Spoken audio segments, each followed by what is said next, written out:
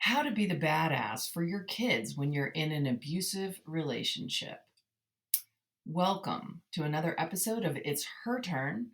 I'm your host, Dr. Kate Dow, and I'm really glad to be here with you today and follow up in our part three in this conscious awareness around domestic violence this month, October 2021.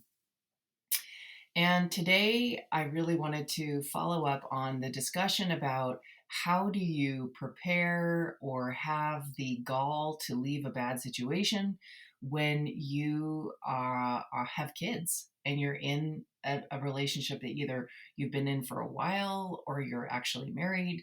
And how do you do that? Because this is one of those really powerful places that is really difficult. And I'm acknowledging that because I've been through it, and and I know that there's a lot of story of like how hard it is that women tend to try and leave bad situations.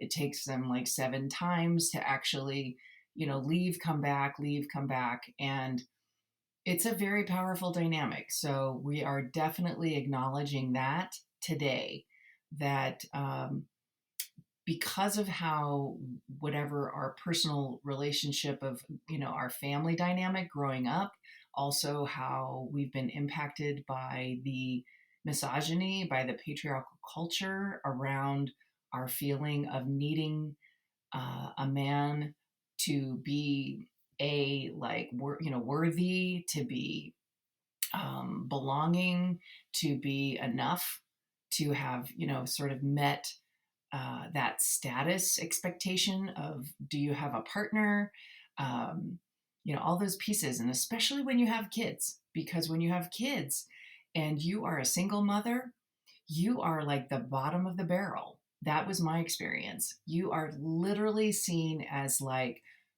the, lowest class human being. And again, that's because we come from this culture that is telling us that has given us this idea that if you are a woman who's unmarried and has a child, right, you're we could use all kinds of explicatives right now, but I will keep it clean. But you are basically, barely worth anything. And so there's a strong energy, strong internal psyche within us that, wants to have that sense of value and also wants perhaps the dream of a family that we never had. And I can say that that's true, even though my family looked like from the outside that it was like this all American, positive situation. After years of going through a lot of my own experiences of relationship trauma and, ex- you know, being abused, being neglected, having difficulties with addiction, with food, and with codependency, and with um, workaholic, all those things that I saw and learned in my own family, and how those things put me in a situation, where I experienced feeling very low self esteem. And at the time that I ended up being with my husband and choosing to get married, I, felt pretty caught in that dynamic of, I should be getting married by now, and I really want to have kids now. And ending up with a person who had a lot of his own abuse history, a lot of trauma, and a lot of mental health challenges, including, narcissism, borderline, and all of these pieces that I really minimized. And so my own personal experience was, you know, feeling just compelled to want to create a family that was going to be more attentive, more loving, more present, more emotionally embodied and healthy than my family. Even though I totally respect that my parents did the very best that they could given where they were and what they came through, and those times, the lack of consciousness around being able to notice your woundedness and do your work. That just was not a thing when I was growing up. So However, I was really carrying a lot of the trauma in the family and playing it out in this marriage that I was in. And we ended up having children very quickly, and I had, horrific postpartum, because of all of the emotional abuse that was happening and the stress that was happening. And like, there's this split that happens when you're in an abusive relationship. You have this fantasy of what you want it to be, and you have the reality that is slowly, degrading you, and chipping you down 1 minute at a time, because the reality is that it's abusive, it's unhealthy, and it's toxic. It's toxic for our own sense of well-being, for our ability to even hold on to ourselves and to remember our own value. We slowly become this smaller and smaller version of who we are, because we are sacrificing ourselves for this concept of what we keep hoping, wishing, wanting it to be. And so, we kind of contort ourselves like, well, I'll just be better. I'll just be more. I'll help him heal so that I can, we can have this wonderful future that I want. And what we do in that is, again, we're chipping off parts of ourselves, and we're letting go of things like our needs, our feelings, what we need to be okay, because we're now sacrificing everything, to try and make this work, including our own safety, our own security, our own sense of self. So when we then bring children into the picture, right, which often there's sort of a fantasy of like, if we have a child, everything will be better. And for me, I knew like straight up, that this was not going to be better, because it had already shown the progression of getting married, and the elevation of emotional abuse and substance abuse on his behalf, and the continuing growing conflict and roller coaster of insanity and gaslighting and, just crazy behavior was just getting worse. And so I literally was awake enough to see that uh, pretty early on. And I think that those are sort of the steps I'm going to get into, is that I became aware pretty quickly of how bad it was, but I still had this incredible clinging, wishing, hoping part that was like, I can help make this better. That somehow I have this superpower that's going to help this person be different. And because I want so much to have this loving, connecting family dynamic, that I didn't feel like I had. Okay. And so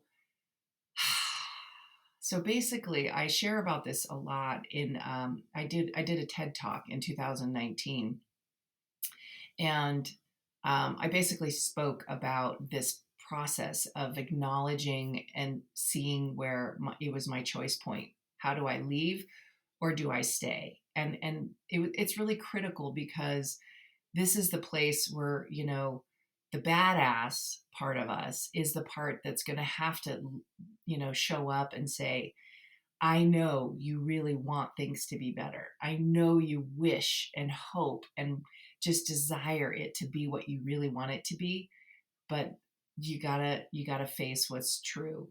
And, this is step one, is be honest with yourself about really what's going on. Because without that honesty, that like brave, radical honesty, we don't have a chance of showing up for ourselves or our children to do what's right. Because the truth is, when children, we know how degraded and devalued and smushed and, totally changed we became being in a domestic violent relationship. And here you're going to have, these precious little beings in that situation and think they're not going to be touched. You're wrong. You're in massive denial, because those little beings are little sponges who are absorbing everything going on around them. They are hearing when you are being treated badly. They are hearing the conflict. They are feeling the emotional experience of total fear and lack of safety and all of the hurt and anger and, you know, drama that's going on around them. And they are taking it in. They are taking it in as an experience of their own worth, their own belonging or sense of safety. And they are going to experience that this is what life is. You just don't get to feel safe. You don't get to feel loved and cared about because there's the drama. The drama matters more. And when that happens, your children are going to struggle and take that with them into their lives, into their relationships, and they're going to not know how to value themselves in the way that you want them to value themselves, right? As their mother, they're going to be impacted by that kind of abuse that they've grown up around, and it's going to reflect in their ways that they take care of and treat themselves and what relationships they put themselves in, as well as their own dynamic with, you know, how do they trust you as a parent or trust, you know, their other parent when that's an unhealthy, unsafe situation. You know, how does that impact their ability to grow up and be their best self? Well, it absolutely is a huge barrier, right? We know that in terms of just basic health, you know, child rearing, that adverse child experiences impact their ability to grow and, you know, physically grow, emotionally grow, and to cognitively develop and be able to achieve in the world. So it's a big deal, right? So it's kind of on us, you know, if you're the mom and you're in this dynamic and you're stuck in your story of what you want it to be, but you're sacrificing yourself and your children essentially to stay in a situation, hoping and wishing and wanting it to be different, but it's not, and it's unsafe, then this is the number one step, right? Be honest. Even if you can only stay there for a minute, you got to start getting very real about this is actually what's really happening. No matter how much I want to be in my fantasy and my denial, I got to get real about what's happening and how it's impacting my kids. And for me, that was, you know, there was times I was needing to go to work and leave my children to be taken care of by their dad, who was drunk still from the night before, who was in a horrible mood, being, you know, abusive emotionally already. And I had to leave and go see clients so that I could make, you know, money and take care of myself so that I knew I needed to leave. I just wasn't able to yet. You know, I was sort of like I know it's coming. How do I be ready to go? How do I be ready to go? And when I came home and from that day and I saw, you know, how he was behaving towards my son at that time, who was, he was about a year and a half, and my daughter was little because they were 13 months apart. And he was getting angry at him for not listening or behaving a certain way when he was, you know, he was a year and a half. And I went, oh my God, there's just no way. There's no way I'm going to, like, you know, how we can sacrifice ourselves, but then when we really pay attention to how then the kids are now being impacted, I was like, oh, hell no, this is not going to continue. I have got to get it together, even though this is terrifying because I don't know how he's going to behave. He's very explosive, very threatening when, you know, things don't go his way. And even though there wasn't physical violence, there was threat of physical violence for me. And for many women, it's actual physical violence. And so it's scary, right? It's terrifying. But this is where we come to step two. Number one, we've been honest. This is not good. Let's get real. Number two is we want to start recognizing, are we willing? Can we step into being willing to be the parents who value and take care of your kids the way that perhaps you were not taken care of, right? So what does that mean? It means if your parents were emotionally immature or had their own trauma and drama, and they didn't step up and do what they needed to do to take care of you, are you willing to step up and become that parent that you didn't get to have? Are you willing to grow some, cojones and step into that role of really saying, I'm going to learn to love and show up for my kids the way that never happened for me. And this is big because when you're putting yourself in that dynamic of an abusive relationship, you're often so focused on your own needs and your own wants to feel loved and seen at any cost that you start to distance from the kids, and you think, oh, they're fine. They're over there. They're fine. No, they're not. They're not fine. Your kids are looking to you. They are waiting for you to put them first, to care about them enough. And this is the opportunity to, if you can't care for yourself enough to recognize that this is a bad scene, you got to start caring for your kids enough to go, this is not acceptable. And that's what happened for me, is I was like, oh my gosh, I am not going to sit here and let my kids grow up and watch how their dad is treating me and then begin to treat them that way. And even if it's going to be all hell breaking loose for me to do this, which I knew it would be with him. And I went for it anyway. And it was no easy picnic, I'll tell you that. It wasn't. I had to, continue to fight for my kids' safety after we decided to leave, and then it became, I kicked him out and I'm separating him from his kids, and the whole story changed, right? The whole gaslighting dynamic. And he was not a safe being. He was not a person who should be parenting his children. He had no business doing that. And I had to be the one to go to court and fight and speak up and stand up for them, file restraining orders on their behalf, and a lot of that I did pro se, meaning I did not have an attorney, because when I did have one, they were useless because they were not really standing up for me and my kids. So I didn't have the money to continue. And honestly, that was a gift, because I just learned what I needed to do. I had some lawyer who was willing, I could pay them just for a consult. So I knew what to do. And then I was fighting for my kids, and sure, with this particular person, I had to do that for a long while, but I was able to get supervised visits in place. I was able to, have the people involved who needed to be involved. I had the kids with counselors. I did all those things to help make it better than it would have been if I'd stayed at home, right? And sometimes we think, oh, it's not going to be better because then the kids have to go with him. Well, you know what? Then you do the work around what does it take to pay attention to what your kids are going through over there, because that's important. And it's, again, are we willing to be the parents that we didn't get to have? Are we willing to care enough and do what we sort of on a soul level decided when we decided to have kids? Are we willing to show up and embody being that parent who's going to go the full yards, So then how do we get to the next step, right? And the next step really is that being courageous and taking that leap. And as I said, it was a big leap, right? Because I knew there was going to be a lot of fallout. I knew there was going to be ongoing threats and harassment.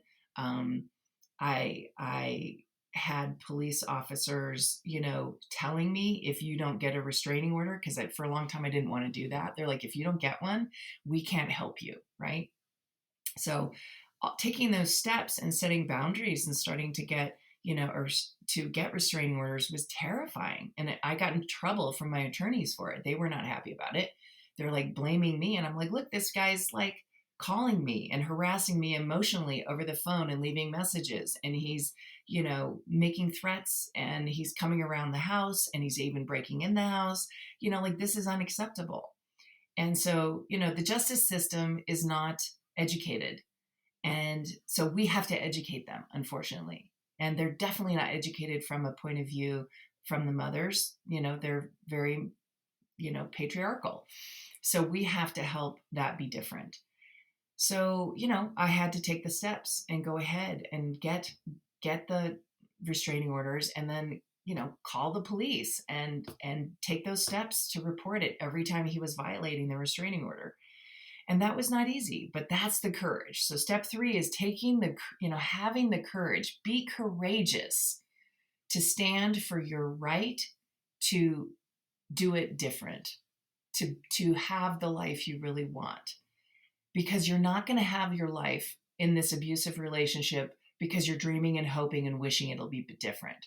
You're going to have the better life because you take the steps, right? And you be courageous and you continue to set those boundaries so that you're doing what you need for your kids to protect them, and you're doing what you need for you to know you deserve the life that you want. You deserve to be feeling worthy. You deserve to know that you belong, and the first place to belong, girl, is right here with yourself.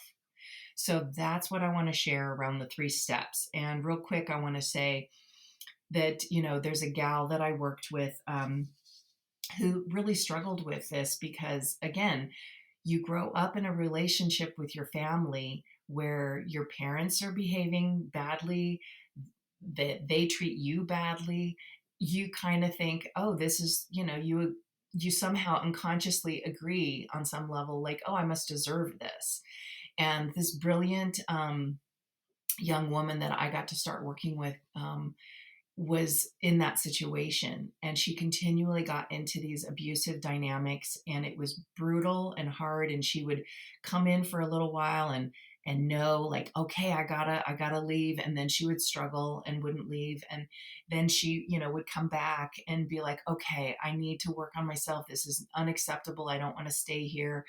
And and that proceeded into a relationship with someone who then she ended up having a child with, that was a pretty unhealthy character, narcissistic, came from a lot of abusive history, and it was bad news. But she had this child, and that became, again, a place where she elevated her personal growth and decided to really step more and more into, I am not going to accept that my child is, in an unsafe situation. I'm not going to let my parents treat my child badly. I'm going to start standing more and more for my child and for myself. And I'm not lying, it can take time, but the more that we get real, right, we get honest about what's happening, we get willing to be that mother that we didn't have, and we be courageous to take the necessary steps.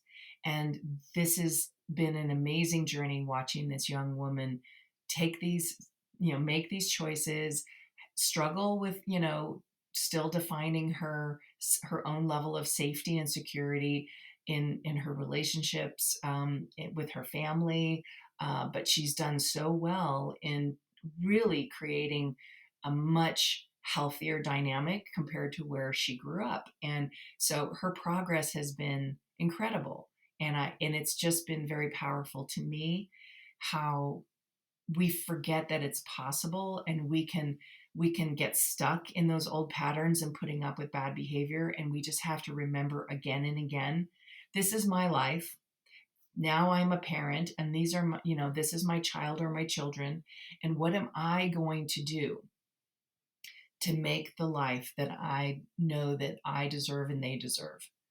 And stop waiting for somebody else who's already shown that they're not capable or willing or ready to do it different, right? We can love those abusive people, but we don't have to be with them. Okay? That was a huge lesson I had, was like, I love my kid's dad, but he is toxic for me and my children, and I need to have distance between us. And that was rough, that was rough. I had no co-parent, no capable co-parent, because he was not willing, capable, or ready to do what it took to be do the personal work to be in a better, healthier place. And so you have to be the one. You got to be your own badass for yourself and for your children, and step it up. because nobody else is going to do that for you.